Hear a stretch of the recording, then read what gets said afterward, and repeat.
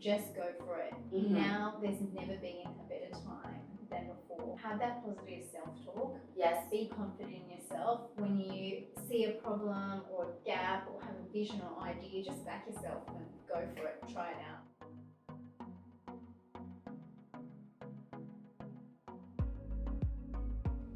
Welcome back to Nexia's Women in Leadership series. My name is Nexia Reddy and I will be your host throughout this series, interviewing the incredible women we have right here at Nexia Sydney. Today we have a special edition for you. I'm interviewing Ruth Santangelo, who is the Associate Director of Digital and Automation at Optus. And Ruth's actually married into the Nexia family. So Ruth's married to the director right here, Joseph Santangelo, of Audit and Assurance Services. So welcome, Ruth. How are you? Good, thanks, Dinesh. That's good.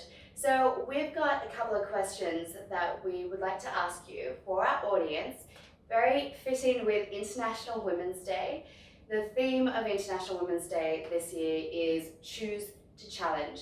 And I believe with your experience and what you've been through, you've definitely chosen to challenge yourself.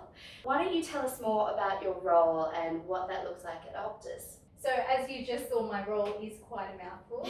And a lot of people ask, what does that actually mean? Well, I work in IT as the Associate Director, as you said, of Digital and Automation at Optus. Yes. And what that actually means is I lead teams of project managers and technical people to deliver strategic projects in Optus. Okay. These sort of projects are like when you have a new iPhone launch, new mobile phone plans for your customers, or new products to connect your home to the internet. Yes.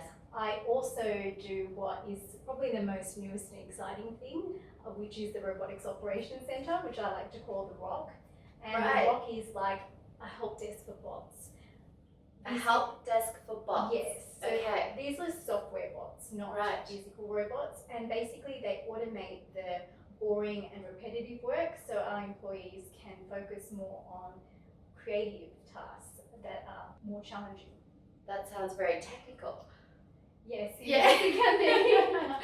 It's very technical. Okay, did you always know that you wanted to be in the telecommunications industry? I think when I first started, I couldn't have even imagined what I'm doing today. In the technical field, things change so rapidly that some of the things we do today didn't even exist a couple of years ago. Yeah, of course.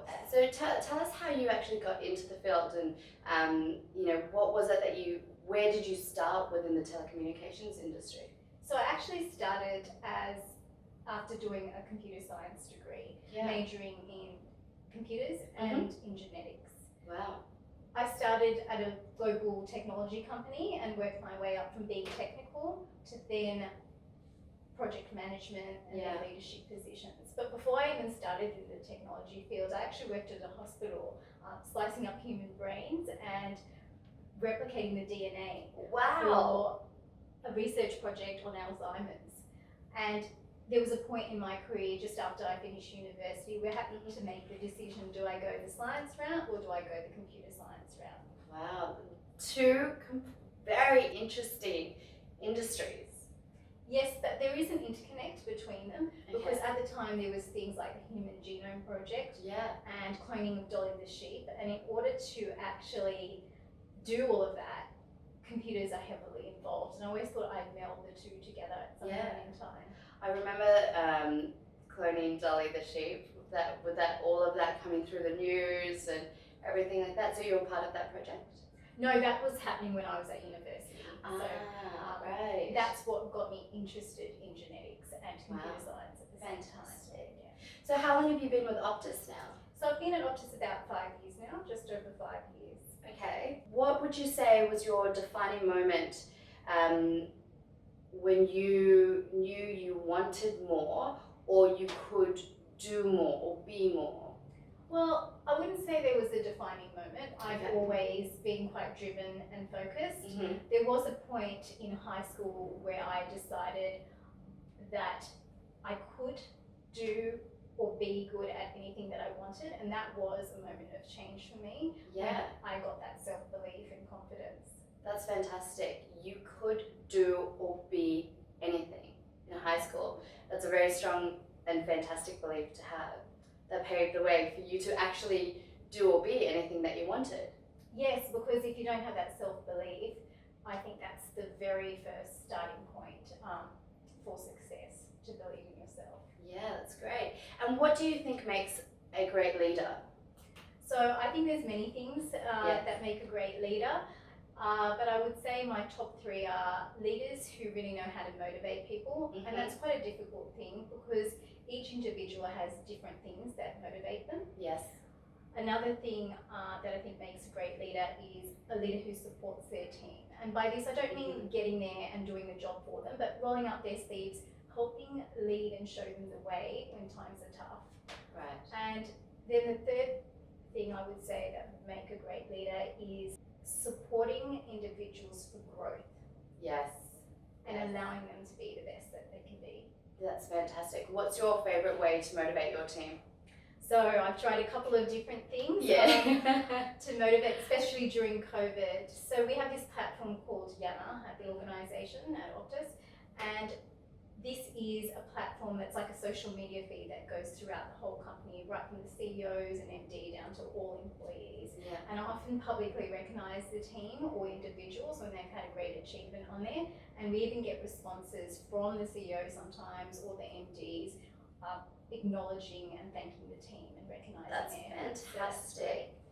And in COVID, like I mentioned, with the challenge of all being remote, I actually used that as an opportunity to try a couple of different things that I hadn't tried before. Yes. For instance, we did a step challenge because we needed to combat the constant hours and hours of virtual meetings and sitting down, because obviously the team was complaining a lot about that, going, oh, we're spending so much screen time, so we had this little team step challenge. Yeah. Another thing that we did was what a lot of people did, you know, virtual drinks, virtual lunch, and then also something that was quite surprising is somebody suggested a themed monthly meeting. A lot of companies have monthly meetings, but after so many virtual meetings, it's like, oh, another meeting. So we decided on a themed meeting, and the most interesting one that I found was Star Wars, where we did the rolling credits, the screen, the music, and I was really surprised at how many people in the team had a penchant for dressing up. People come in full costume, and backgrounds and everything. There was quite some creativity there, which was pretty amazing. So, oh, that's fantastic. I would have loved to have been the fly on the wall to see what was going on and everybody dressed up. Did you take photos? Were there photos? We recorded this session. I don't know if we'll ever be able to have it, you know, exposed to the outside world, but it was of course. Yeah, of course. So tell our audience, what are the steps that you followed for your level of success? So what I found that were the big points of change in my career that brought success are taking the opportunities when they present themselves. And sometimes these can look like risky opportunities and not necessarily obviously the next step or level. Okay. And I found that taking those risks brought about the biggest step change in my career. The other is actually something a manager of mine told me when I was a graduate, and that is, Ruth, fill the gaps that you see in the organisation or the issues that you find, work out a way to add value. That's great. Yeah, it was great advice, because what I found is that you don't need to wait to be asked or seek permission, just go there and do it. And some of my biggest successes have been because of that. Right. So the ROC, the Robotics Operations Centre, was an example of that. I saw a gap in the organisation, I had an idea and a vision, and I just went about and did it. And now I lead it, and I even have done international conferences and things, and a few years ago I didn't know anything about automation. That's fantastic. Great advice. I think mentoring throughout one's career is so important, to find someone who's been there and to learn those steps and those strategies throughout, so you can actually utilize that yourself. And the other one is definitely believe in yourself. Yes. And have that positive self-talk, because if you don't have that, then the rest is much harder. Yeah, and how would you say you've overcome any negative self-talk that you've had? So it's changing the narrative in my head. Right. And actually changing, you know, that voice in your head and the self-talk that you have, changing the story there and making it positive. Yes. Not allowing yourself to think that you can't or you're or it's just luck, and just knowing that, right? Changing. And even when you don't know it, Yes. make it positive. I think that's great. Changing the narrative of that story. The other one is, most importantly, having a great support network. You need those cheerleaders, because it is hard to just, believe in yourself. Yes. It doesn't always come naturally to everyone. And I was fortunate enough to have great friends and a great support network to really help cheer me on and also remind me and tell me that I can believe in myself and I should believe in myself. That's fantastic. It is very important who you surround yourself with. It makes a huge difference to your belief system and the actions that you take as well. That's correct. Yeah. So Ruth, tell our audience, what is one leadership lesson that you've learned throughout your career? One key leadership lesson. So the key one would be that to be a great leader, it's not necessarily the person with the most authority or with the most knowledge even. And I've really seen this in times of crisis, where a great leader is the person who can understand what the situation is, assess the risk, and then incite the team to actually take action and move forward. Yeah, that's great. And have you implemented that through with your team? Definitely, and I see it happening day to day whenever we have a crisis or a problem or issue that needs resolving. Particularly in the technology field, we have a lot of technical experts everywhere and a lot of people in authority, and the great leaders shine because they take the time to understand, and they're the people who don't necessarily have the most technical knowledge but know how to make those decisions, assess the risk, and really challenge the team to move forward. So tell us what your biggest challenge was throughout your career. So I found that the biggest challenge I found was perception. Right. And people's preconceived ideas about what you can do or what is possible for you to do based on the experience they've had of you so far, and that's often only a very small period of time. Yes. For example, there was an awkward moment I had at a previous organisation when I first came back from maternity leave. Okay. And this was a manager assuming that I didn't want to have the same level of pressure or commitment that I had before I'd gone on maternity leave. When they gave me a role that was lesser than what I was used to doing or capable of doing. Okay. And that didn't really sit well with me. It disturbed me and made me feel quite unsettled. And understandably. And the way I handled that was by just doing the role that I had previously. So for example, I was a project manager. I'd worked my way up to be certified to be one. Yes. And when I came back, they asked me to be a project administrator. And I just went in there and did the administration and the project management work because I could, obviously. And a week later, my manager came back and said, obviously, he misjudged and formally, reinstated me as such into the position. Yeah. And then a couple of months later, it actually put me in good stead for a promotion, and I was promoted after that. That's fantastic. That's a very common theme, I think, with women going on maternity leave and then coming back, and then things are changed, and it's how do we adapt back into our roles and into a great organisation and those sorts of things. Yeah, it's true. And what I found, when people perceive or have perceptions of you that you want to change, the best way to do it is just get in there and do it. And by doing things that you haven't done before and not waiting for permission, that changes people's perceptions automatically. Right. So just get in there and do it would be my advice. Get in there and do it. So you spoke to us about the biggest challenge that you had. Now tell us about your biggest risk that you took, either in your career or in your personal life. So career-wise, the biggest risk I took was to take a role when an opportunity came up where I had no experience, but my manager felt this was something that I could do. Yes. And I am not a very risky type of person. It wasn't an opportunity I was looking for, and it wasn't exactly the next step. But what I found is by taking that opportunity when it presented itself and taking that, what I perceived as a risk, was actually one of the moments where I had the biggest step change in my career and the biggest growth and development, and it was quite successful. So that's I brilliant. found at those moments are the defining times. And your manager believed that you could actually do the role and put you forward for it. Is that right? That's right. So at that point in time, I hadn't tried something like that, but I used that again and again, and I have, because I found it worked. And he was really instrumental in, giving me that little nudge or push and making me think outside my comfort zone. That's great. We grow outside of our comfort zone, and that's so important. So I love that that was one of your biggest risks. So tell us now, what is one thing that you are proud of throughout your career? Or again, if you have a moment in your personal life, either. So I'm definitely proud of having my children. Of course. That's a bit of a cliche. Proud of taking those risks, because I am a very risk-averse person.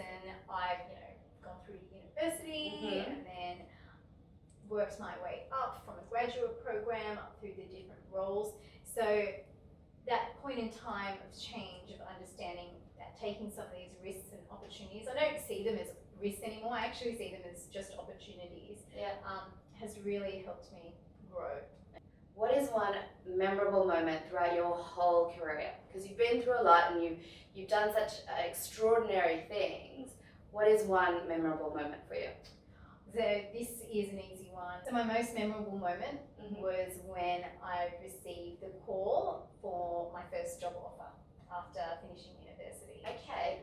The call was, Ruth, how would you like to take a job and win a trip to America and Silicon Valley? Wow. So that was part of the graduate program with my first organisation when I got a graduate role to work at a large global technology company. And back then, the orientation used to be overseas. Wow. It was quite exciting and definitely a memorable moment. It was my birthday when I first started, my first day of work, and we all got picked up in limos because what a birthday! Yeah, because the company's head office was in Melbourne, so we all flew there on the first day of work. Got picked up by a limo, sent on a holiday. So definitely a memorable moment in my career. Winning a holiday to Silicon Valley. Yeah. And getting picked up in a limo for your first day of work on your birthday. So earlier you mentioned there were moments where there was a bit of a struggle with having the beliefs, and it was a matter of you in high school deciding that you can do anything, can be anything. Since then, and throughout any moment in your career, have you ever struggled with your belief or your self-confidence?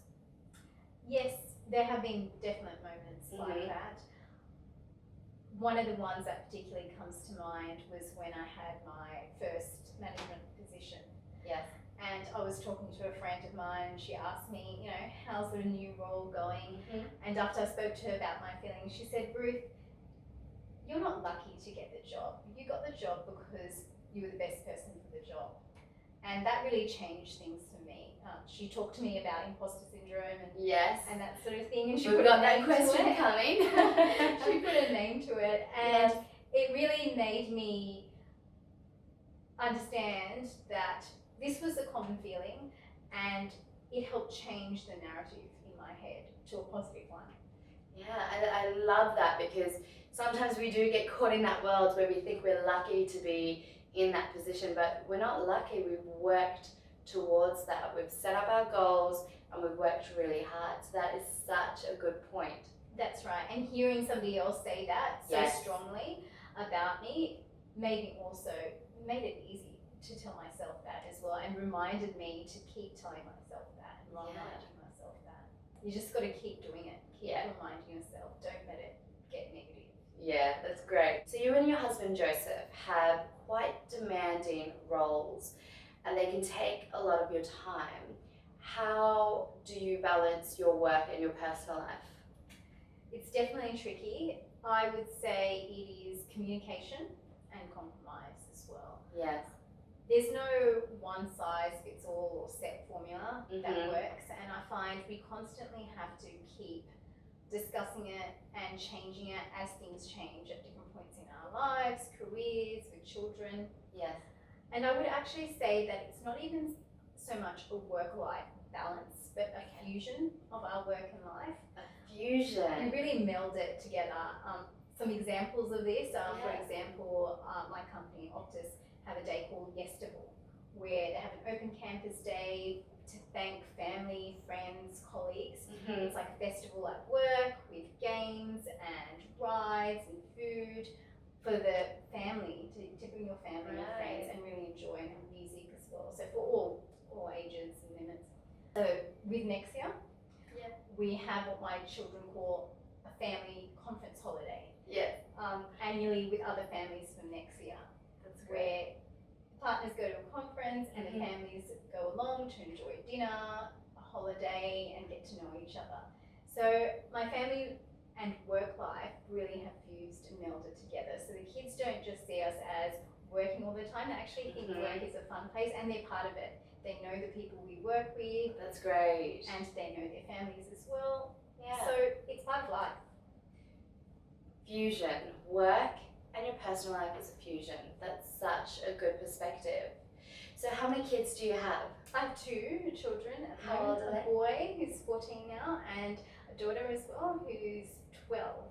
Wow, full house. On a Saturday morning at 10 a.m., where would we find you? That could be anywhere. Yeah. Constantly changing Yes. at our place. And I've learned that you have to be agile and ready to change. So it could be anything from, depending on the season, netball, it could be dancing, soccer, cricket, basketball, and that's just the kids' extracurricular. In COVID, I sometimes decided to go on walks or to get out that bike and cycle, or I might even be in bed on a Saturday morning. So we really change it up, no set routine. Yeah, no, that's great. So keeping in line with International Women's Day, are there women in your life or that are famous that inspire you? So for me, it's not about one specific woman or even a woman, but things inspirational leaders do that inspire me. Okay, and do you have in your mind what those things are? So some of those things are the things that I mentioned earlier about what makes leaders great, about motivating teams, about giving people the opportunity to grow and supporting them. Okay, so providing that platform. That's brilliant. I absolutely love that. So last question for our viewers that I know that they've been waiting to hear. Because you've done so much throughout your career and you've grown, you've been mentored, you've taken action, you've seen opportunities and you've gone after them even without being asked to. You know what you want. So what would you share with the young females out there who aspire to either be in IT or their own industry to have that same level of success? So what I would say is just go for it. Now there's never been a better time than before. Yeah. So have that positive self-talk. Yes. Be confident in yourself. When you see a problem or a gap or have a vision or idea, just back yourself and go for it. Try it out. Yeah. And what I would say to females who are already leaders is help the younger generation and women so that they don't have the same challenges that we had to go through. That is such a brilliant way to end the interview. Thank you so much for your time and for joining us today throughout this series. It's been an absolute pleasure. Thank you all for watching, and we will speak to you all soon.